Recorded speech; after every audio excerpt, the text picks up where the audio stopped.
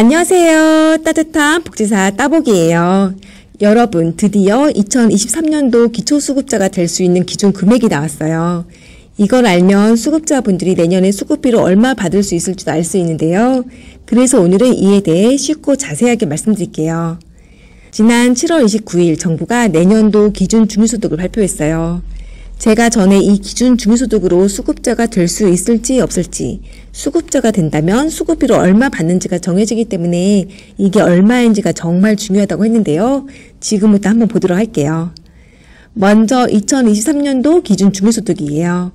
2023년도 기준 중위소득은 1인 가구 207만원, 2인 가구 345만원, 3인 가구 443만원, 4인 가구 540만원, 5인 가구 633만원가량으로 정해졌어요.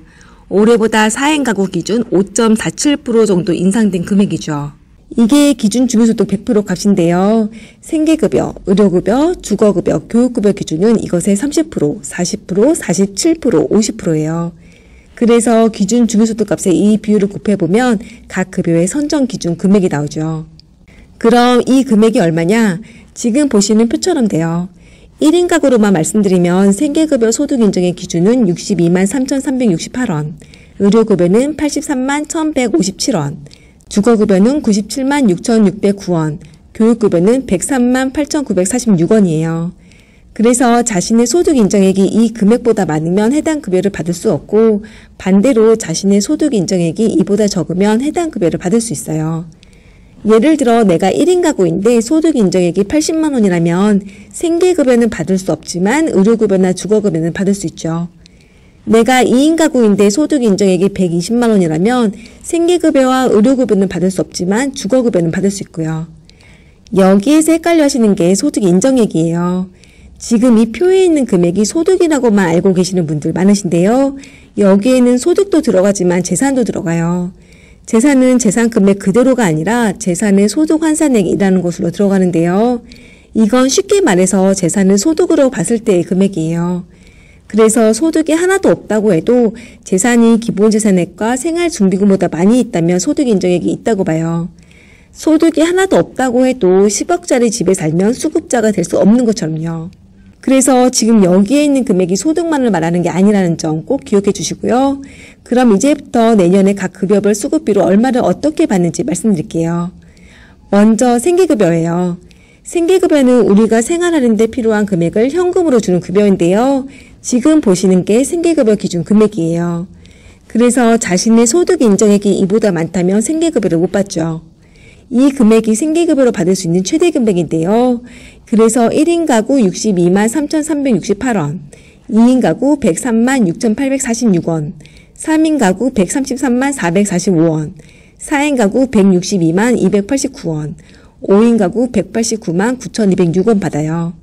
올해 생계급여 기준 금액이 지금 보시는 표처럼 되니까 지금 생계급여를 받고 계신 분은 내년에 생계급여가 1인 가구 약 4만원, 2인 가구 약 5만 8천원, 3인 가구 약 7만 2천원, 4인 가구 약 8만 4천원, 5인 가구 9만 1천원가량 오르게 돼요.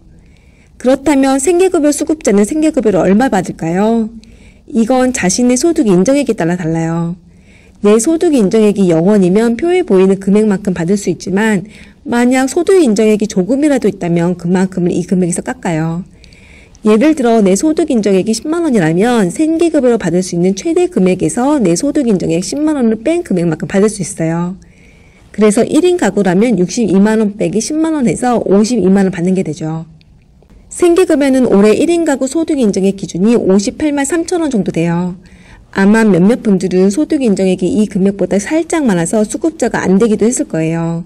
그런데 이분들이 내년에도 소득 인정액이 비슷하다면 생계급여 수급자가 될 수 있어요. 다음은 의료급여 기준이에요. 의료급여는 생계급여나 주거급여처럼 매달 얼마를 받는 것이 아니라 병원에 갔을 때 의료비를 감면받는 급여예요. 그래서 다른 분들보다 병원비나 약값을 조금만 내죠. 의료급여는 의료급여를 받는 항목에 대해서만 감면받을 수 있어요. 그래서 비급여 항목은 본인 부담금 그대로를 다 내야 하죠. 그런 급여 항목은 얼마를 내는지가 궁금하실 텐데요. 이건 의료급여 1종인지 2종인지에 따라 달라요. 의료급여 1종은 입원비가 없고 외래의 경우에는 1,000원에서 2,000원 정도의 금액만 내면 돼요. 또 의료급여 2종은 입원비의 10%만 부담하면 되고 외래의 경우에는 1차 의원 1,000원, 2차 병원 15%, 3차 병원 15%만 내면 되죠. 약국은 1종과 2종 모두 500원만 내면 돼서 정말 저렴해요. 나이가 많거나 건강이 안 좋으신 분들은 생계급여보다 의료급여가 더 도움이 된다고 할 정도로 의료급여는 정말 꼭 필요하고 중요한 급여예요. 그런데 의료급여는 생계급여나 주거급여, 교육급여보다 여러 가지 면에서 더 까다로워요. 다른 급여는 근로소득 공제를 30% 해주는데 의료급여는 그런 게 없고요. 부양의무자 기준도 까다롭고 기본재산 공제액과 주거용 재산 한도액도 다른 급여들보다 적어서 소득 인정액이 다른 급여들보다 높게 나오는 분도 계세요. 이 때문에 생계급여는 받지만 의료급여를 못 받는 분들도 계시죠. 의료급여 기준은 지금 보시는 것과 같아요. 그래서 소득 인정액이 1인 가구 83만원, 2인 가구 138만원, 3인 가구 177만원, 4인 가구 216만원, 5인 가구 253만원보다 적다면 의료급여 수급자가 될 수 있어요. 제가 아까 의료급여는 의료급여가 적용되는 항목만 혜택을 받을 수 있다고 했는데요. 이 항목이 늘어나서 보장받을 수 있는 곳도 많아졌어요. 그래서 의료급여 보장성을 단계적으로 확대한다고 하는 건데요. 그래서 올해는 지난 2월에 두경부 초음파, 3월에 퇴행성 질환 척추 MRI와 한방 건식 부항술이 급여화됐고요. 앞으로도 부담이 크고 치료에 필수로 필요한 비규모 항목과 치료 재료를 급여하겠다고 해요. 또 내년에도 건강보험 보장성 확대 계획과 연계해서 필수 의료 서비스를 중심으로 의료급여 보장성을 단계적으로 확대하겠다고 하네요. 그 다음 주거급여예요. 주거급여는 세입자에게는 주거비를 지원해주고 집주인에게는 집수리비를 지원해주는 급여예요. 주거급여를 받는 분 대부분이 세입자이실 텐데요. 주거급여는 급여의 이름처럼 주거를 하는 데 드는 비용을 지원해주는 거라서 생활비로 쓸 수 없어요. 주거급여를 받으시는 분 중 많은 분들이 주거급여가 주거하는 데 부족한데요. 그래서 주거급여를 생활비로 사용하기보다 생활비에서 주거비를 내는 경우가 많아요. 그래서 이런 경우가 얼마나 되겠냐 싶긴 한데요. 제가 현장에 있다 보면 이런 분들도 은근히 있거든요. 그런데 이렇게 하다가 월세가 밀리면 지자체에서 주거급여를 직접 집주인에게 줄 수도 있죠. 정부는 어떤 분이 주거급여 수급자가 될 수 있을지 없을지를 수급권자분의 소득과 재산만 보고 판단해요. 그래서 주거급여는 생계급여나 의료급여보다 받을 수 있는 대상 폭이 더 넓어요. 대신 주거급여 수급자는 생계급여나 의료급여 수급자와 비교했을 때 도시가스 감면이나 양국 할인과 같은 부가 혜택이 적어요. 오히려 이런 혜택은 차상위와 비슷해서 어떤 분들은 주거급여만 받으면 차상위 아니냐고 물어보시는 분들도 계시는데요. 차상위는 아니고 수급자예요. 주거급여가 올해와 비교했을 때 가장 많이 바뀐 점은 올해는 기준 중위소득 46%가 기준이었는데 내년에는 1% 올라서 기준 중위소득 47%가 기준이라는 거예요. 그래서 올해보다 14만 가구가 추가로 주거급여를 더 받을 수 있을 것 같아요. 그래서 소득 인정액이 1인 가구 97만원, 2인 가구 162만원, 3인 가구 208만원, 4인 가구 253만원, 5인 가구 297만원 이하라면 주거급여 수급자가 될 수 있어요. 주거급여는 임차 가구와 자가 가구 모두에게 지원하는데요. 임차 가구의 경우에는 지급 상한액이 최대 1.1% 올랐어요. 그래서 지금 보시면 표처럼 지원되는데요.